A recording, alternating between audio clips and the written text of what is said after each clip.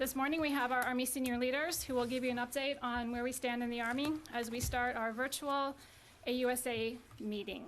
Before we start, a few notes for the group. We've been checking in people on the phone and also in the room, so I will call on you. Please wait for me to call before asking a question. We do have a lot of people on the line today, so I do not know if we're going to get through everyone, so please keep one question and one follow-up so everyone gets a chance. We have 30 minutes. Mr. Secretary, the floor is yours. Oh, good morning. Appreciate everybody for joining us today. The chief and the SMA and I really are grateful for the AUSA organization and for our HQDA staff and secretary for putting on an event of this magnitude during a global pandemic where we're doing a vast number of Zoom calls and trying to engage with industry and other groups. And usually we get the opportunity for thousands of soldiers and civil servants from all over the world get to travel to Washington, and helps us put tremendous focus and energy on our agenda, learn from the previous year and how to focus for the following. So we're putting a tremendous amount of energy in that and try to make the time and space to allow the Army to get together. We huddle with Congress as well and industry and discuss the way ahead. So appreciate these efforts as well as the opportunity to meet with the media. I know we usually do it downtown, and you get to see a lot of our efforts and joint work we do with the industry in particular. This week, we have announced focus on people as we seek to balance readiness with other ambitions. We're in transformational change as we modernize our equipment, our weapon systems, our formations, and the way we fight in order to maintain deterrence and decisively win in the future. People are the foundation of our organization. In the last 19 years of sustained combat operations in Iraq and Afghanistan has taken its toll. Because of focused leadership, we pulled ourselves from a readiness trough of 2 BCTs at the highest levels of readiness to over 27 BCTs today. And just as we did with readiness, we must put the same energy and resources into our people. With the help from Congress and our industry partners, we're now seeing our 31 signature systems coming online, and modern equipment built around a soldier-centered design was landing within our soldiers and their soldiers' reach. Tough fiscal decisions will be necessary as new equipment lands, and we must rapidly scale our formations. The Chief and I spoke about Project Convergence last month, which is the Army's path to transformation.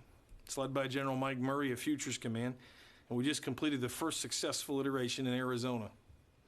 We're linking the right sensor to the right shooter to generate the right option from influence to lethality by computing at the edge. This has enabled us to reduce the cycle time of 5 minutes from long-range precision fires and assets to targets in less than a minute. Tremendous, tremendous performance last month, and we have iterations that will be coming in the future. So this campaign of learning is helping us bring the designers and the scientists together with the soldiers at the edge, and it's really compressed the span time for us in development of our weapon systems. So as you can see, we're transforming for everything from our systems to our culture. And with that, I'd like the Chief to open up for some comments, and we'll take your questions. Well, thank you, Mr. Secretary. And first of all, I'd just like everyone to know I've been screened and tested multiple times over the last 2 weeks. I was tested this morning, and all negative, and I've been cleared by the docs to come back in. So it's great to be with you all today. And no positive tests, all negative all the way through. And the most intensive testing. So, but out of an abundance of caution, we did quarantine for a couple of days and met what CDC did, and we were cleared this morning. So, and with that, every day is a great day to be in the United States Army because we serve with the world's greatest soldiers. And today is a particularly great day because we kicked off this year's AUSA annual meeting, which is a very special time for us. And I want to thank you all for being here. The Army is people. And that's why people first has always been our philosophy. And now, as the Secretary said, people is also our #1 priority. And for people, we are transforming how we manage talent in our Army. We're in a war for talent. We published the Army People Strategy, and we're rolling out the implementation plans for how we acquire, retain, develop, and employ all of our people, to include our soldiers of all components and our civilians. We've launched Project Inclusion. It's our effort to ensure we have an organization that is truly inclusive and everyone feels like a valued member of the team. And we continue to aggressively improve our 5 quality of life efforts: housing, health care, child care, spouse employment, and PCS moves. In other ways, we are prioritizing people is by implementing the regionally aligned readiness and modernization model, as we call it, REARM, to balance the operation tempo of our forces. We are looking at ways to reduce requirements and enable leaders the additional time to invest in their people at the lowest levels. And we are changing policies to reinforce our focus on people. And we take care of our people, we'll meet our readiness and modernization priorities. And we take care of our people, we'll have a stronger and more committed force. We are moving away, as Secretary, from incremental improvements and modernization in order to meet the challenges we face in the great power competition environment we live in today. The time is now for transformational change. We're excited to share with you over these next few days how the Army is going to transform to meet our future challenges. I'm also excited about the opening of the National Museum of the United States Army, scheduled for Veterans Day, the 11th of November this year. It's an amazing facility, and shares the history of our Army through the artifacts and stories of the soldiers that have served. I hope you all get a chance to see it. Thanks again for being here. Okay, first question is on the phone. Lita, please. AP. Hi, good morning. First question for the Chief, and I'll follow up to Secretary McCarthy. Chief, can you give us a little bit more detail on some of the things that you all are going to be doing about reducing deployments and other specific changes? How have you made a decision on the reduction in deployment times? Have you talked to other COCOMs and everything about it? And my follow-up to the Secretary, can you just give us a sense of whether or not there have been any agreements made with other law enforcement agencies about them wearing military uniforms in the event of other unrest and other events, particularly surrounding the election and preparation for that? Thank you. Yeah, yes, on the as far as the new model that we're working under, our soldiers have been highly deployed over the last 19 years and done an absolutely fabulous job in conflicts really through the Middle East and in support of other COCOM commanders. And what we realized as we've surveyed the force, that the op tempo is still extremely high, even as the numbers of our forces in combat has come down. So we're taking a look at the rotational deployments. We're working with the COCOM commanders to see how we can accomplish the mission in innovative ways. And we're going to see that coming out over the next 2 years. The second piece of that is how we are training and preparing our forces for the rotational deployments. There's things that we can do when they're actually forward deployed, whether it's gunnery or it's a combat training like scenario that allows us to reduce the op tempo on our units. And the intent is to give more time back to our sergeants at the lower levels so they have chances to build cohesive teams of highly trained, disciplined, and fit soldiers at the squad, platoon, and company level. That is the foundation of our Army. It's the foundation of everything we do, and we just want to give our junior leaders that opportunity to do that.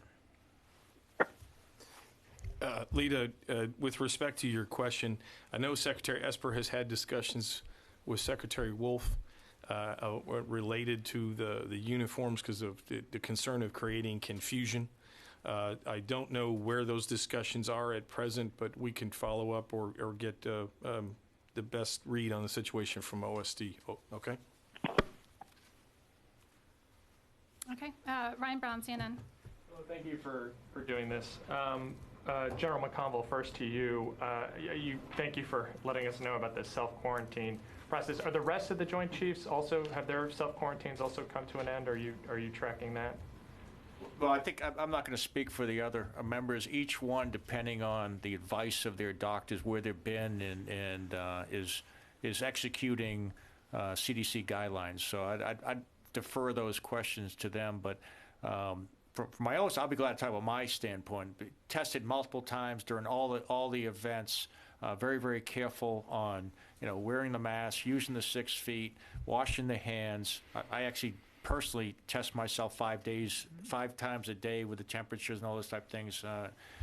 We take it very, very seriously, but at the same time, as leaders, there's things that we have to do in person. We have to get out there, whether it was going to New York City or going to Washington State or going to our combat training centers where we have soldiers. We have to be able to operate in this environment. So we take the threat very seriously, and we use the mechanisms that are in place, and so far that has worked out for us. Thank you, General. And Mr. Secretary, to you, in your unique role with the D.C. National Guard, do you anticipate any role for the Guard being played in the upcoming election, securing anything or having any kind of role potentially? There have been no requests from other agencies to support at this time, but we're always available to support, whether it's Metro PD or other federal agencies. Okay, on the phone, Defense News, Jen? Hi, yes. Secretary McCarthy, you told me recently that, if we're going to have a lower top line for budget future, that one thing you will not sacrifice is quality of life for soldiers and their families. And you said that you were going to make some announcements regarding some new efforts related to that. Is that the rearm strategy? Are there some other things that you plan to be announcing at AUSA? Can you just give me more of a rundown of what those things might be? In the next, I think, day or two, we're going to talk about housing and some moves that we're going to make with respect to that. With respect to rearm, I'll defer to the chief, but that'll help create more predictability in the system, whether we're communicating with the Office of Secretary of Defense and combatant commanders, as well as internally to our formations. But the 5 quality of life initiatives that we laid out over a year ago, we're going to talk about that and some of the substantial moves we're going to make in the coming months to continue to put more energy against that and give the quality of life to our men and women that they deserve. Chief, anything you want to add? I think it's very, very important. You'll see the resources starting to align over the next couple of years with the quality of life initiatives. We enlist soldiers, but we re-enlist families, and we had a very, very good year this year on retention. We want to keep that up. We want to compete for the talent of these great soldiers, non-commissioned officers, warrant officers, and leaders we have, and in order to do that, we have to provide a good quality of life for them. Okay, here in the room, Lucas. Lucas Tomlinson, Fox News. Gentlemen, do you have any plans to have any active duty military police units train or begin training to handle any election security or any potential unrest in the weeks ahead? You mean specific plans to specific Are there cities? are there any active duty military police units that are in training or plans to begin training for potential deployment in case there's unrest in the weeks to come around the election? I don't think we have anything at present. No, I mean, there's been no planning guidance given out from the Department of the Army directing any military police units to begin training for any situation. But our, as a, our soldiers and our units are always prepared in training to conduct their missions. But if the question is, it has been specific guidance given from us, there has not been. And you've had 144 suicides in the U.S. Army among the active duty force, yet no active duty soldier that I know of has died of the coronavirus. Which is a bigger threat to the U.S. Army right now? Is it suicide or the coronavirus? You want to start off? No, I'm very concerned about the behavioral health impacts of COVID, and it is affecting our soldiers. And when you're the chief of staff, you're the secretary, you're concerned about what is affecting your soldiers, and suicides is affecting our soldiers. That's why it's one of our top 3 priorities when it comes to things that we have commanders getting after.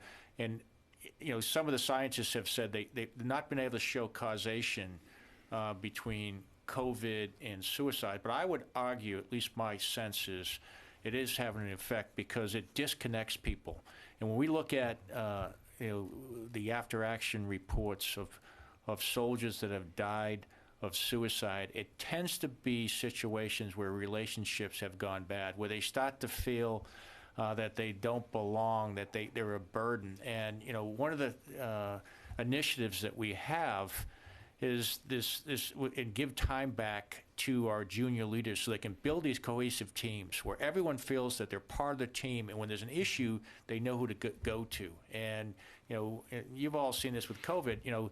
Especially during the beginning part, people were disconnected. The connection might only be a text between a leader. And that's why, in some ways, we thought it was very, very important to get back to training our soldiers, bringing teams back together so they could take care of each other. I don't know, Sergeant Major, you want to talk about that with this My Squad? And some of the things we're doing? Probably about 4 months ago, we talked about the social connection and how do we do this. And when I think of this as My Squad, it's ownership, it's culture, it's positive, but some of that needs to be, active. What I said was, at some point in time, I even go through my kids, they like to text before they'll do a FaceTime. If you call them, they won't answer the phone. You text, they'll immediately answer.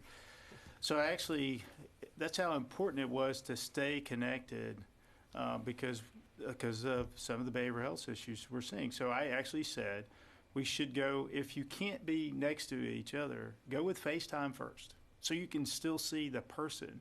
You can still see reaction. And then I zoom in that camera. And then the second one is a voice. So you can hear voice. And then the last is something where you can't see anybody, a text. So I actually put out a PACE plan because we were concerned about some of the behavioral health issues. And Mr. Secretary, do you blame in part the lockdowns for this rise in suicides? I don't know if I could categorically say that. We're concerned about the isolation, and that's why we're trying to find effective ways to communicate with each other. Okay, on the phone, Matt Cox, military.com. Good morning. Secretary McCarthy, could you talk a little bit more about pursuing options for brigade combat training center, that are a mix, rotations that are a mix, of battalions, command post exercises, light and heavy rotations that you talked about in your comments earlier? Yeah, I think it's probably far more effective if the chief comments on that. This is respect to training strategies. So, General McConville, you want to weigh in there? Yeah, I think, again, our combat training centers are the gold standard for preparing our organizations for large-scale ground combat operations, especially in this time of great power competition where we know that we will be contested in every domain that we're going to operate in. So the combat training rotations you see today are very different than you may have seen 4 or 5, 6 years ago that were focused more on counterinsurgency and counterterrorism. And, and that's why it was very important that we stood them up. So we are conducting full combat training center rotations. We had 134, the National Guard went out there and did a great rotation. We just had we have the 1st Infantry Division doing even a division level operation out at the Combat Training Center, and at JRTC, we've had the Security Force Assistance Brigade out there. We've had 2 brigades from the 101st Airborne Division, and now we have the 2nd Brigade of the 25th Infantry with companies from Indonesia and Thailand, because the partnerships is extremely important when we're conducting this training. But these training events are designed to train the battalion and the brigade in large-scale ground combat operations, and they are doing a fabulous job of working these rotations with the ever-present threat of COVID, which has made these a lot more challenging. In the room, Just as a Tara quick McClatchy. follow-up, so there is no plan to change these rotations, brigade rotation, for what they are now to smaller scale for battalion command? No, absolutely. No, there's not. I mean, the focus. One of the a great lesson learned is it's really where we get the field training exercises or the gunnery type events. I mean, what's not going to change is the training that we're giving to our soldiers, our squads, our platoons, and companies. And then, that's where the heavy focus is on the training strategy. And then a battalion and brigade, you get that training at the combat training center. It doesn't mean that you won't get that at home station.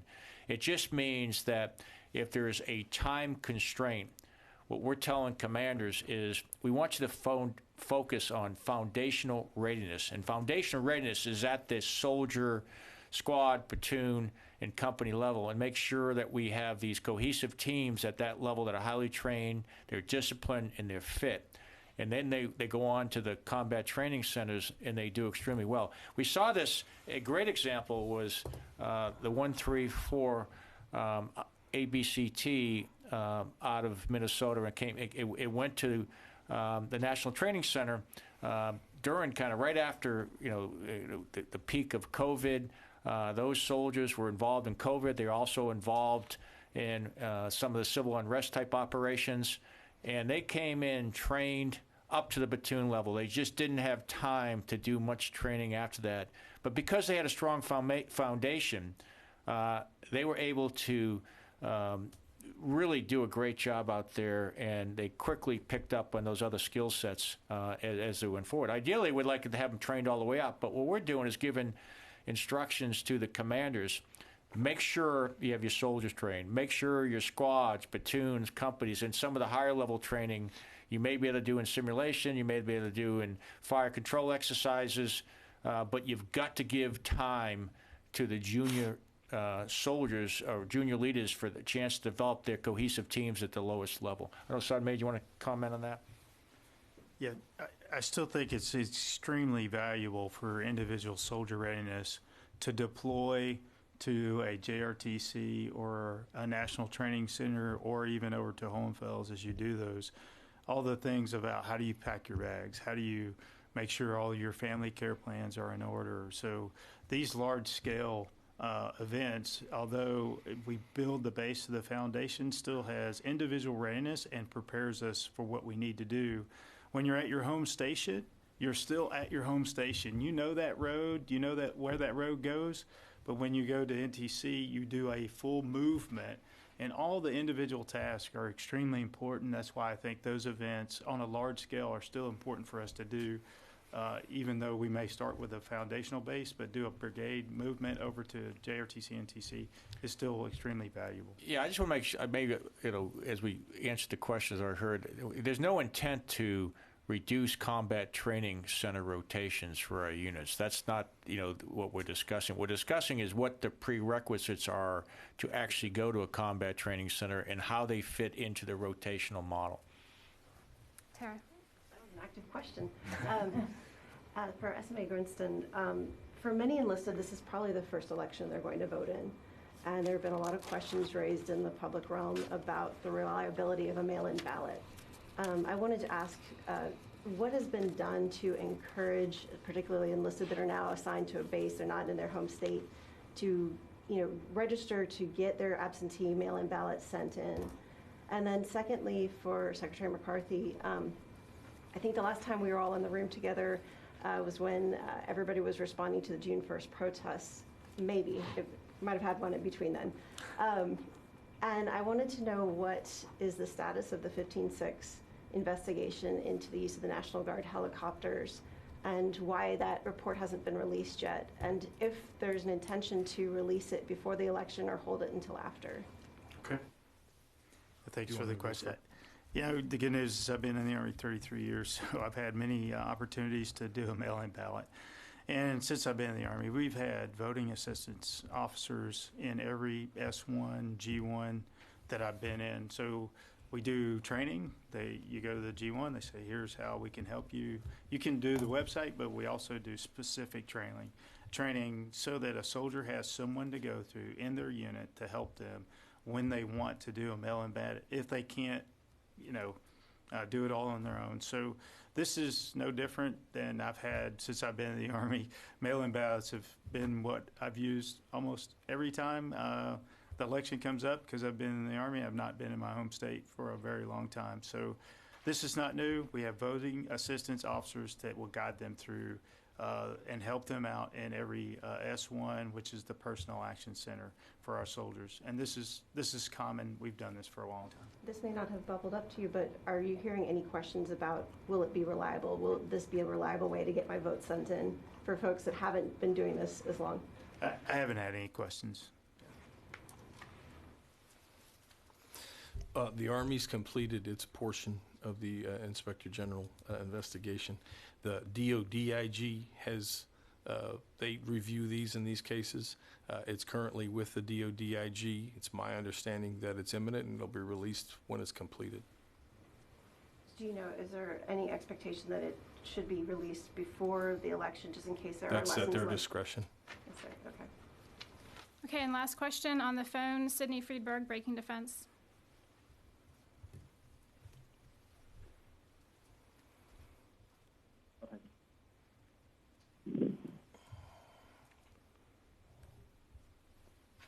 Okay, in the room, ma'am. Hello, Sylvie Lantom from AFP. You said earlier that if the DC National Guard is requested for after the election, you are always available. Do you have any plan to avoid being dragged on the political scene as it happened in June for General Milley? Do you have any plan to how to handle that? I wouldn't characterize us being dragged onto the scene. The protests became very violent on Sunday evening in particular of that week, and it was necessary to bring in the support to help local law enforcement and federal law enforcement officials due to the tremendous damage, police officers and guardsmen being injured over the course of that evening in particular. We support law enforcement, whether that is at the federal or of state and local levels. We don't police American streets. So we, in the instance of National Guardsmen being called up that are uniquely trained and set for those types of operations, if we're called upon, we will ask and support that to protect federal property and support law enforcement. Okay, gentlemen, we are out of time. Do you have any closing comments? I'd defer to my colleagues as well if they'd like to, but it's going to be tough for us in AUSA this week to communicate in this environment. We have these chat rooms that have been developed. We're going to have the screens in our offices to do follow-ups. We are going to make some additional announcements on initiatives that we have in place. We're going to do the best we can to communicate. So there'll be other opportunities for the media, I presume. We'll try to make ourselves available accordingly, but thanks for taking the time. Chief? No, I think everyone knows it's been a challenging year with a whole bunch of things going on around the world, and then with COVID and wildfires and hurricanes and some of the social unrest. I just want to say I'm just incredibly proud of our soldiers, from the National Guard, from the reserves, from the regular Army, our families who have worked their way through multiple moves during the survivor, to our Department of the Army Civilians, and to our Soldiers for Life, our retirees and veterans who have stood in full support, and we just appreciate the Americans, people's support during these challenging times, and I could not be more proud of our people in the Army. Yeah, I guess it's like pylon. What we've gone through in a year has really been unprecedented. And most time I say not everybody gets to be the Sergeant Major of the Army during a global pandemic. But look at all the things that have happened throughout the year. It's really proud of how our soldiers have really, gone through this year. It's unprecedented over 100 years. And then throw in the killing of Soleimani, then you throw in a COVID, then you have civil unrest, and everything that we've done. Our soldiers have been the go-to to help in some of the pandemic, and our families have been there to support them, and that's all composed all the way, and it's unbelievable, and I'm extremely proud of all our soldiers and our families. Okay, thank you all very much for joining us today. Thank you. Oh, stay healthy there. Okay. I just got tested. I'm trying to stay out of the...